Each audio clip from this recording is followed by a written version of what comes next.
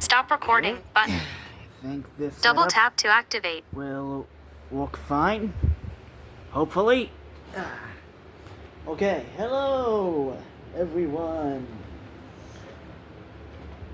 This isn't live. What am I doing? Okay. So I wanted to record a video because I made a post to my on my community page for my channel about an idea for a possible game or series of games based off the Sam & Max franchise with a completely unique like detective duo with like a horror comedy twist to it. So, and the post consists of a segment of a conversation between me and an AI chatbot brainstorming this idea. So, since that is just a segment of that conversation, I was thinking that maybe I could flesh things out in a video discussing more about the idea. So, here we go. Okay, so those of you that read the post, if you haven't, the idea is to have it be a point-and-click adventure game similar to the like old adventure games such as like Sam & Max. I'm thinking more along the lines of the Telltale games, you know, that Sam & Max trilogy. Anyways, and like I said in the intro, it has a horror comedy twist to the cases that could be utilized to mock or take the piss out of tropes and cliches found in the horror genre, including those found in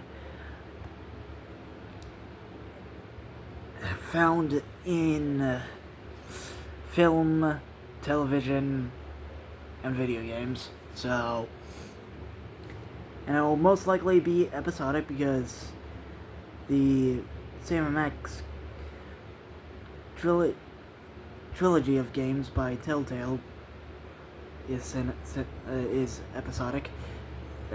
So, well, now that we got the basic concept out of the way, we can get into more detail and let's start with the main duo, Toby and Vix. So, let's start with Toby. Okay, so Toby, he's, you know, your average, young man,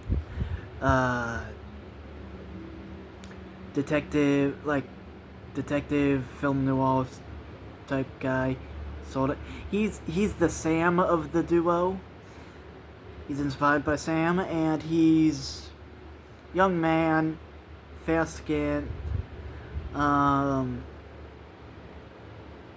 blue eyes, brown hair, and that in like in the style of like a Han Solo hairstyle. He has a lean, athletic build to his body, and he's like, think 5'10", yeah, 5'10", like between 5 feet and like the little 5 foot, and like between the little like measurements of 5 feet and like 6 feet. So yeah, 5'10", and he's dressed in a charcoal gray trench coat with matching slacks, white dress shirt underneath with rolled up sleeves, with the cuffs rolled up, black tie, black boots, and a black fedora that's angled slightly. You know, that typical film noir look to him. And he also has knuckles on his fists from, you know, you can imagine getting into some fights. So, yeah. I think his tone of voice would be like, the voice direction for him would be more like, it's sort of like average tone of voice, like not too deep, not too high, just middle of the road. And he's speaks concisely or something, like he's more formal in the way he speaks. But to add some interest to the sound of his voice, he has a New York accent because that's where the setting is gonna be. And he, I don't think the accent will be like over the top New York, just probably like subtle, yeah. We'll get into his personality later when we talk about Vix, though I think him being inspired by Sam, you can guess on the type of personality he has, you know, being the straight man with dry wit, you know, so like Sam. Let's get into Vix. And hopefully you all don't think I'm a foy. Though, judging on one of my last videos, you might, I don't know. Anyways, it's a she, yeah. She is inspired by Max, and her design is that of anthropomorphic / humanoid 9-tailed female fox with golden fur, accented with white fur, and that, you know, classic like red fox pattern, you know, with like the base fur being like reddish orange, but in this case it's like golden yellow, accented with white on the muzzle area, chin, chest, belly, tail tips, since she has 9 of them. And unlike how actual red foxes in real life do, her ears and paws are not like black like actual red foxes.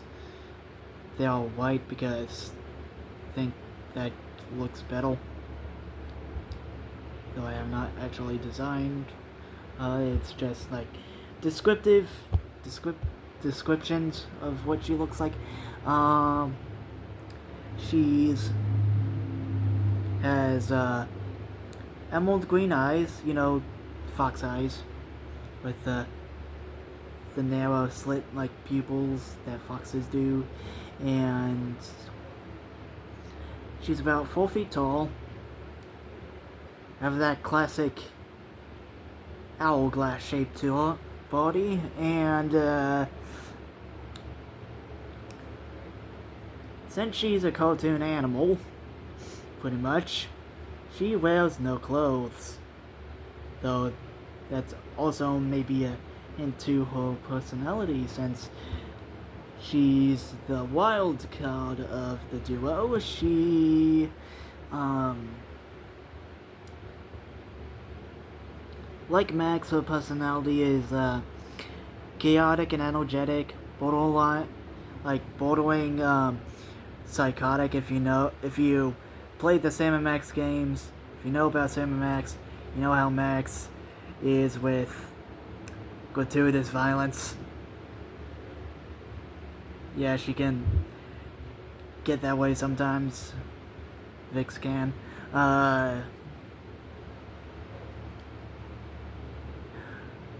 Another facets of her personality is sometimes she can be naive and a bit childish, other times vulgar and lewd. So with that, I think her voice would be more like higher pitched. You know, like, well, she's female, of course, but you know what I mean. Similar to, like, in the way how Max's voice is a bit like a higher pitched voice, you know. Though I think Vix would also have some range to her voice whenever she gets serious, which might be rare. And she won't have like a discernible accent, like a noticeable accent. Well, to American she won't, because she'll just be that plain American, like stereotypical American, like accent that isn't, you know, country bumpkin accent, you know, like just average way of pronouncing things and shit. So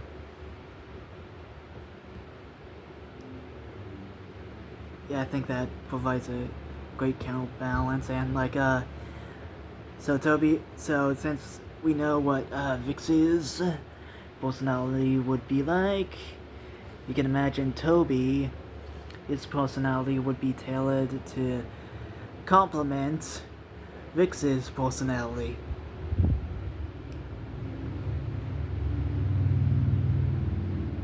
So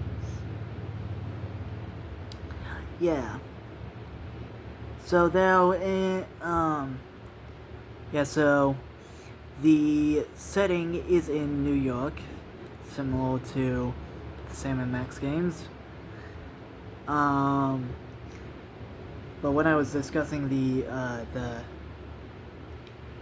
setting with the AI, if you checked out the post, it says that their office is in Greenwich Village. You know that that part of New York City. I hope. I've never been. I don't know much about New York City, so maybe someone who does would probably be best to flesh out the area more. Anyways, there are we're getting into the neighborhood that they live in. Their office is in Greenwich Village. The AI wanted it to be above a greasy spoon establishment, like a restaurant, so I have some thoughts of some extra characters that they could interact within the neighborhood. So The office space is above a multicultural restaurant called The Melting Pot.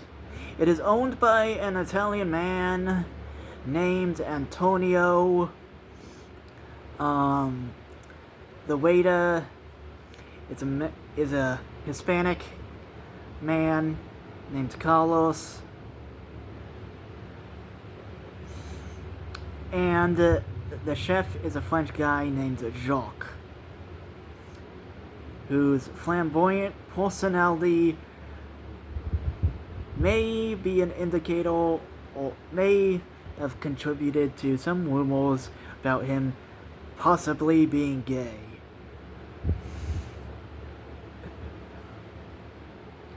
And there could be hints to this that could either support or deny these claims within the games. I thought a funny bit was that could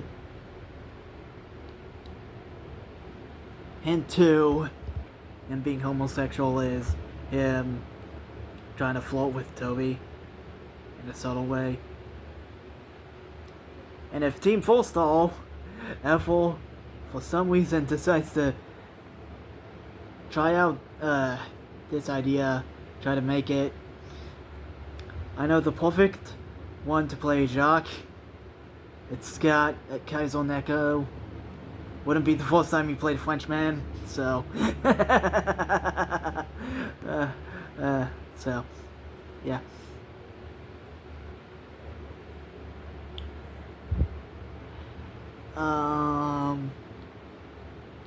Yeah, and across the road, the equivalent of Bosco's in this universe, like, their version of Bosco's is, a convenience store owned by a Russian man named Nikolai. And an employee of his name is Matthew. He's your typical, think of every stereotype of a conspiracy theorist. That's him. And you could just imagine him just being Matt Pat. Okay, so, and I just realized that I have not said what the duo's, what the duo is called, like, you know, the detective duo, like their agency, since, well, it's in the post, but I don't know how many of you read it, but if you haven't read it, I'm thinking along the lines of having the name of the duo be Toby and Vix P.I, like this, yeah, so.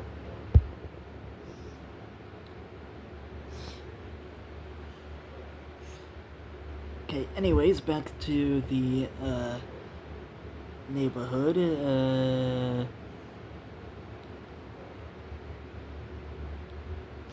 next door to Nikolai's, is a knick-knack shop slash dispensary for alternative medicines.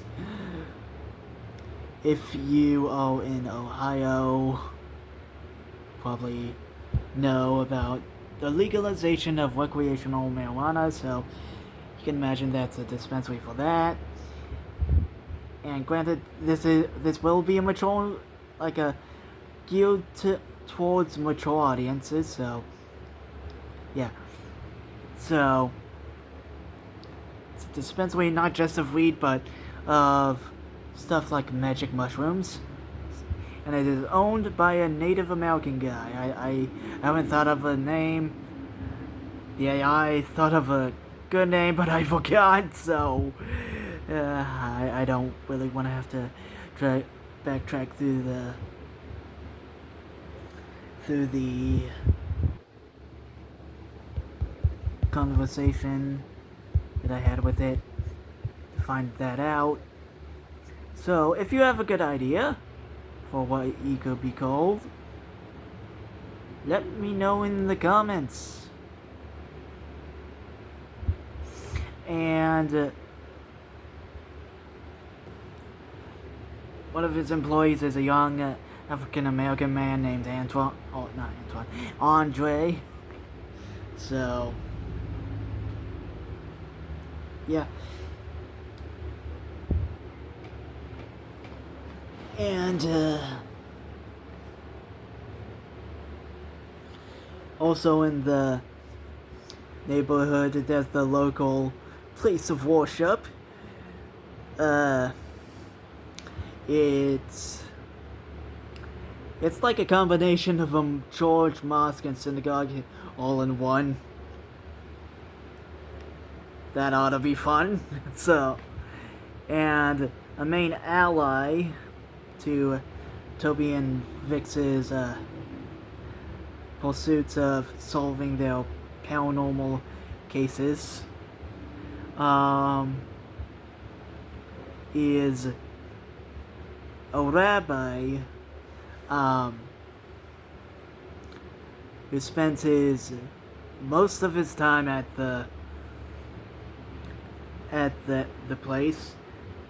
I think the AI, just to clarify, I've been using Gemini AI, Google's AI chatbot. Anyways, I think it said something calling the place the House of Many Paths. I think. I don't really want to have to try to confirm that, but the rabbi's name is Yeshua, and he may or may not be Jesus. He may actually be Jesus in the modern day.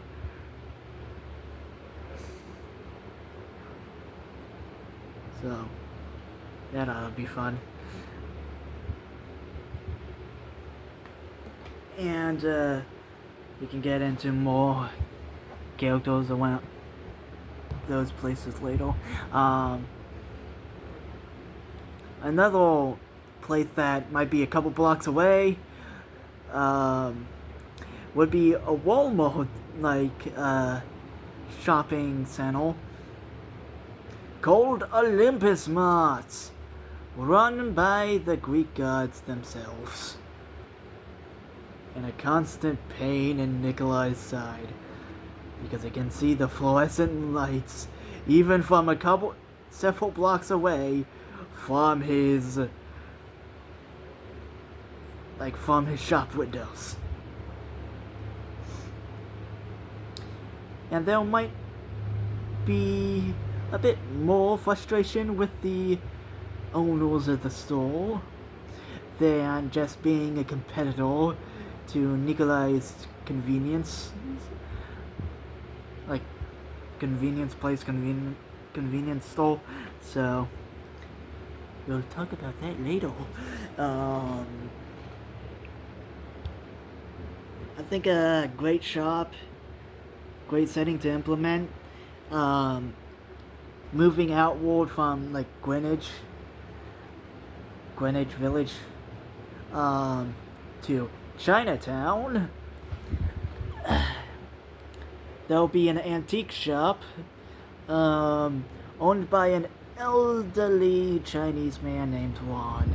Imagine the uncle from Jackie Chan Adventures. That's him. And he has an employee who could potentially work part-time, a Korean boy, a young Korean man named Kim. So, also, I think I forgot about to mention this. When I described the knick-knack shop / weed weed and alternative medicines dispensary. I think it mentioned that thought of the idea of having Andre be like a part-time employee working part-time and being a good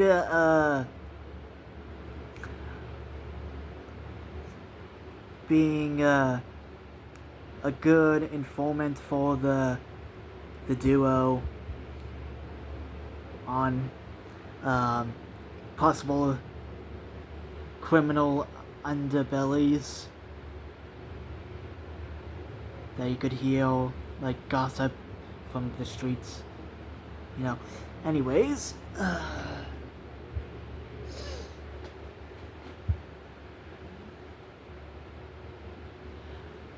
I think we should talk about their origins before Toby and Vix. Before we could move on to possible other ideas.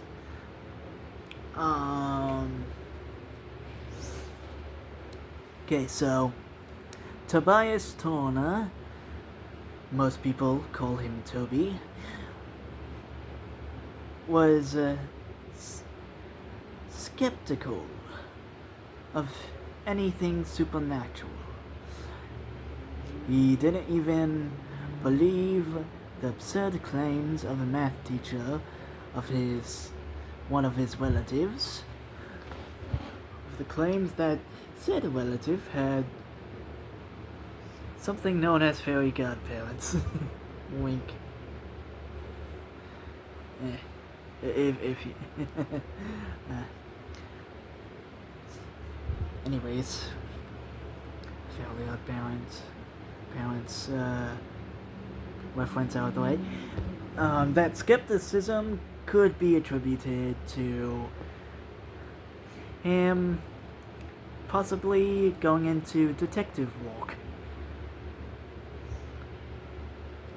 Because, like, to try to disprove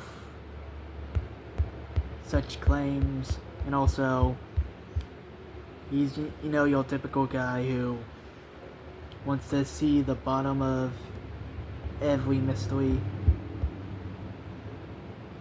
get to the bottom of things. So yeah, he was skeptical of the supernatural until he met Vix. Okay, so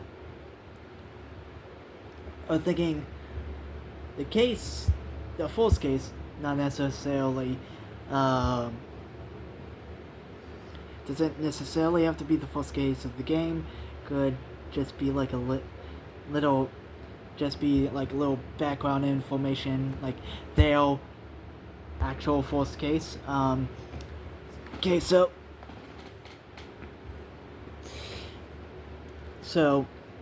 Toby, being a private eye, also he was consulting with police with what they assume is a hit job by a crime family out in the outskirts of the city, like in a wooded area in the woods.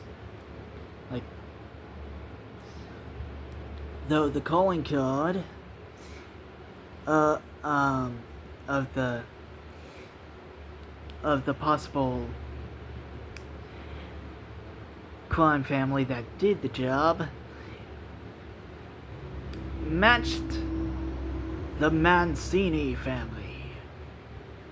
Though the Mancini family hasn't been active in years, possibly decades, since the death of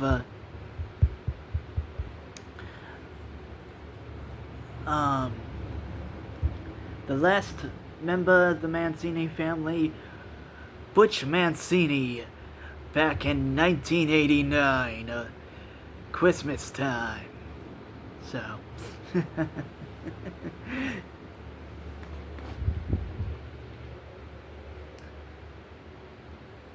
So while the police most likely go off, assuming it might be a copycat, or someone, I don't know. I don't know what they would think. Under the dark of night,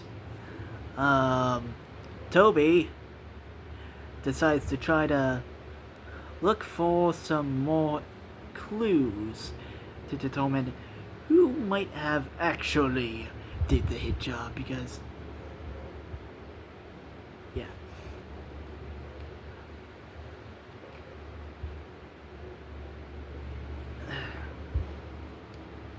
And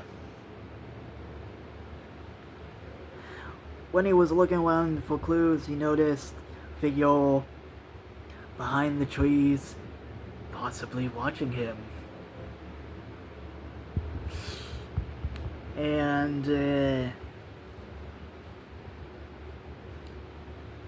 course, Toby would call the figure out to try to get out from hiding. So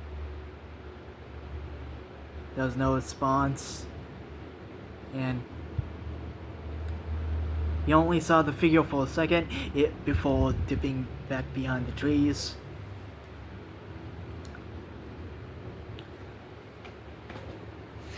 And a couple moments pass after Toby settles down, tries to look for some more clues. It's beginning to look more and more that any possible, like, it couldn't be like some sort of copycat, that somehow the Mancini crime family could be returning somehow, though he's not sure. But when he's in the middle of his thoughts, Toby gets tackled from behind by Vix, though she's not called Vix at this moment, because she does not know her name. She doesn't recall knowing her name or anything, if she had a name, or anything about her past, for the past, like, couple years. It's my, or actually, past couple months. Thinking, yeah. Past couple months. This would be 2 years ago if you were to place, if you wanted the duo to be have a well-established dynamic in the games. You could place it in like modern day 2024, having the duos first meeting back in 2022, or maybe 2023. Who knows? Anyways, Vix can't recall anything from her past. She doesn't even have a name yet. We'll get to why she's called Vix later,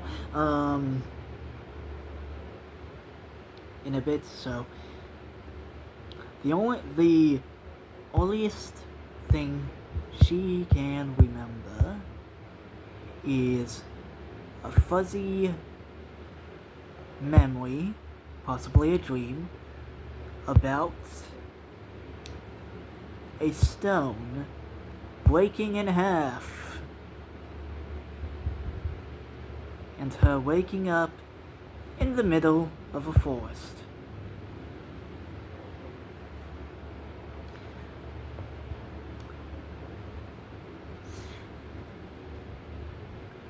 So,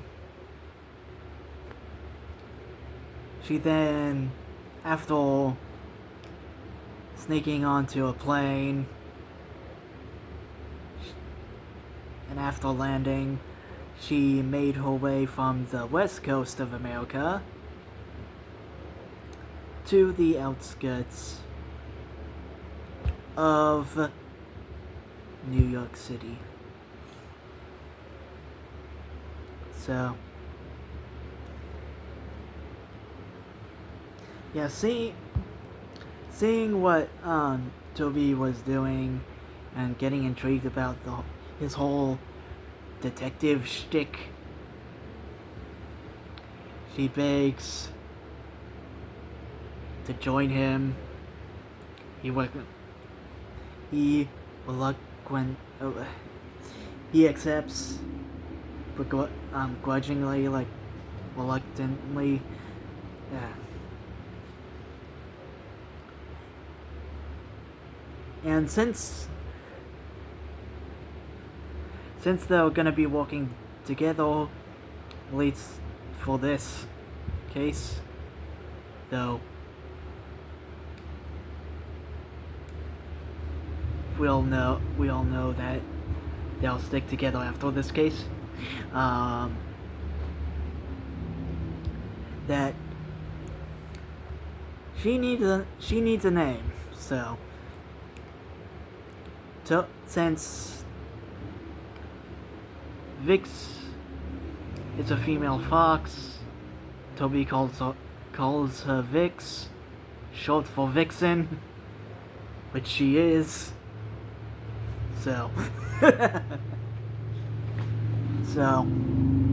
after some more time, there are more hit jobs, more clues pointing to a revitalization of the Mancini family. But who might be orchestrating this plot? I'll tell you, Butch Mancini himself. But how? Didn't he die? Yes! But through the power of voodoo, he transferred his soul into a doll. So basically, imagine Chucky if he was a crime boss.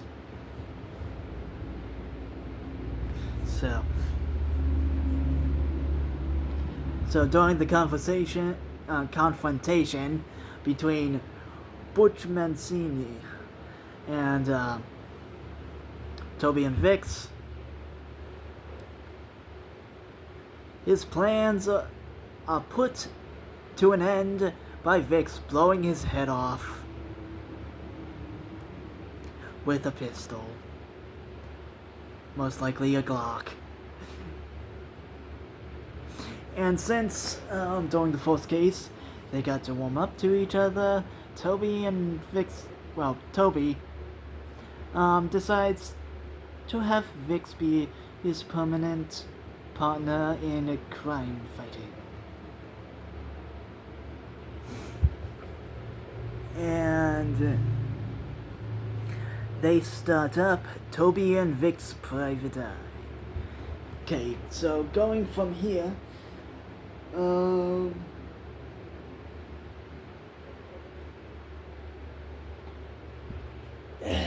some possible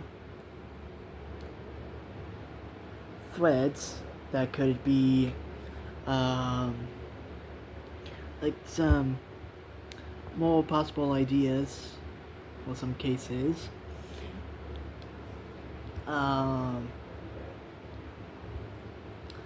Let's talk with some stuff about Nikolai.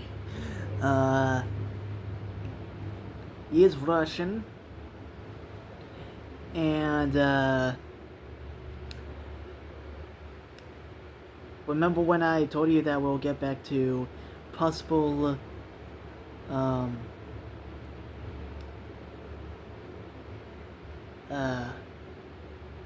resentment that Nikolai has for Olympus Mons, than like more than just being a competitor. Yeah, Nikolai, he's a bastard child of Zeus. So, some family drama. And also, Nikolai is related to a vampire coven? I don't even know if that's the right term. A clan of vampires. Yeah. He's like the grandson of the head of like a Russian mafia style vampire clan. His grandfather was named Vladimir, so that's fun. And his mother, named Natasha, had the moves made on her by Zeus. And since vampirism and divinity, even those of pagan gods, don't mix very well, Nikolai, just wound up being human. Just a plain old Russian man who might be part Greek, since, yeah, Zeus. So, there could be a possible plot line of, when trying to help solve Nikolai's family issues, with his father Zeus. Toby and Vix discover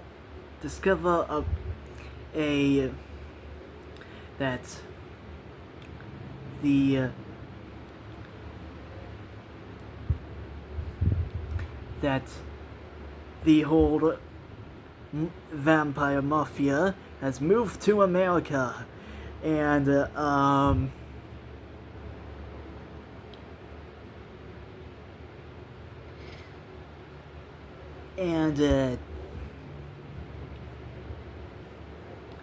Vladimir and think don't want to have to beat Zeus. We could just say Hades, who could own a funeral home across the street from the from Olympus Mons. They are working together to help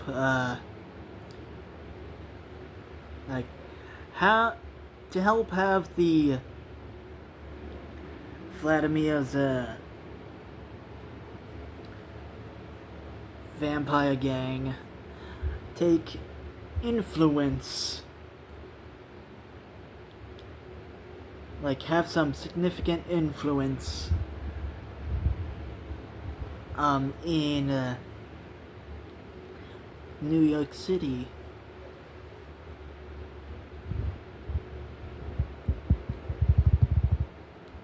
So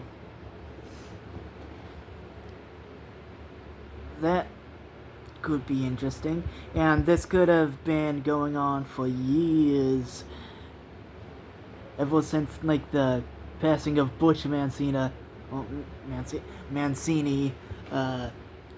Vladimir could have seen the power vacuum, been walking behind the scenes to become more influential in the city.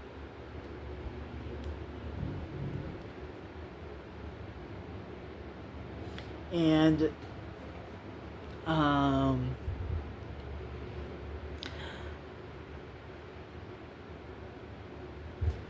yes, so I'm guessing well, I don't think Vladimir would be aware of Butch Mancini's attempt to revitalize the Mancini family, but maybe not. I don't know. Anyways,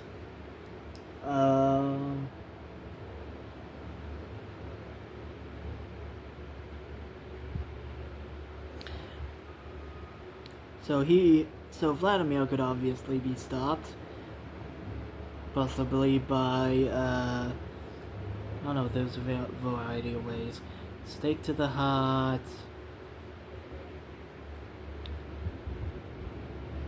Vix forcing him into a tanning bed. So, who knows?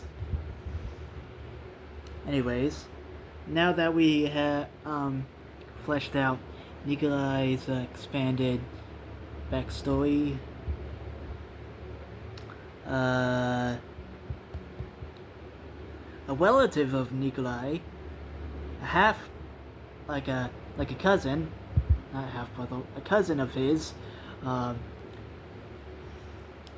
could be a vampire that has turned Christian.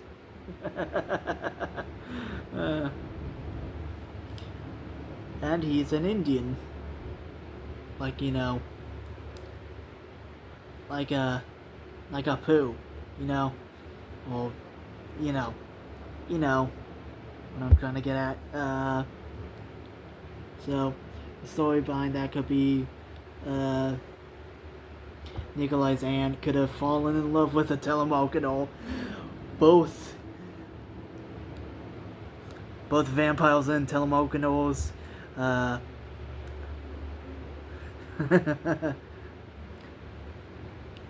There could be a variety of jokes you could write with that pairing. Anyways, so it would be quite ironic. It would be quite ironic for the child of the pair to be named Gandhi. To be named after Gandhi. And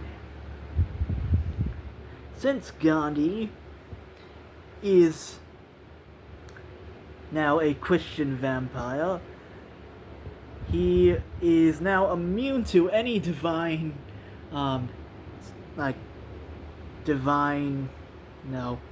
meddling that could harm him, like divine power that could harm him, and he's also vulnerable. Also, he isn't as vulnerable to the sun anymore, though he probably wasn't before, because darker skin, melanin, that helps with protecting from UV radiation when you don't want to have to put on sunscreen. Unlike us pasty white men, me. So,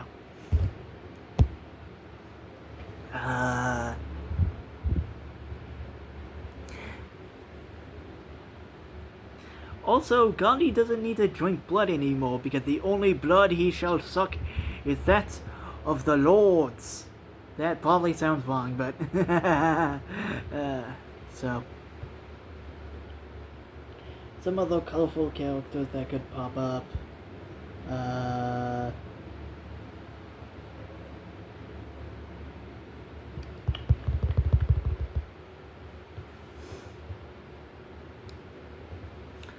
Toby and Vix's next door neighbor, a retired a retired investigator from Scotland Yard, Michael McLeod, and Toby's mentor before moving on to being his own private investigator, is also the landlord and owns the building, so that's fun.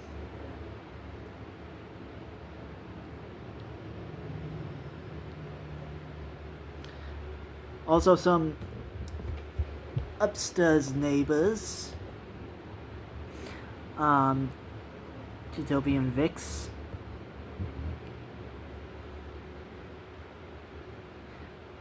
would be a man by the name of Jeffrey Afton.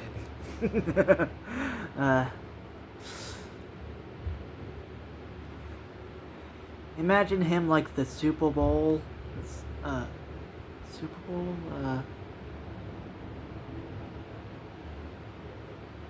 Yeah. You know, Agent Super Bowl. He would be that equivalent for Toby and Vix. Being like a FBI agent who lives in New York City and who shares an apartment with his recently deceased father, Walter Afton, who possesses a ventriloquist dummy, and Walter Afton is British, while Jeffrey could just have more of a bland American accent because FBI and being inspired by Agent Super Bowl. So, and of course Jeffrey Afton, since government agent and government conspiracies, he probably has some paranormal powers like teleportation and shit like that. So he'll probably act as a constant source of paranoia to good old Matthew down across the street. So that ought to be fun. So there's I think that's what I want to talk about so far.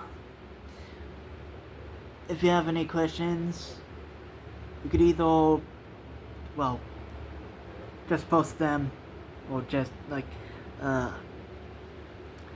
ask them in the comment section. I'll try answering them best of my abilities. Also, the mystery of Vix's past could be an intriguing, ongoing mystery. So, yeah. Anyways, if you have any questions, leave them in the comments. If you have any ideas to flesh it out, leave them in the comments. I could make a part 2 to this little discussion video. Maybe I could discuss more ideas that I have floating around in my noggin. So, because I'm good at thinking of ideas, actually trying to make something out of them, it's a bit harder. So why not just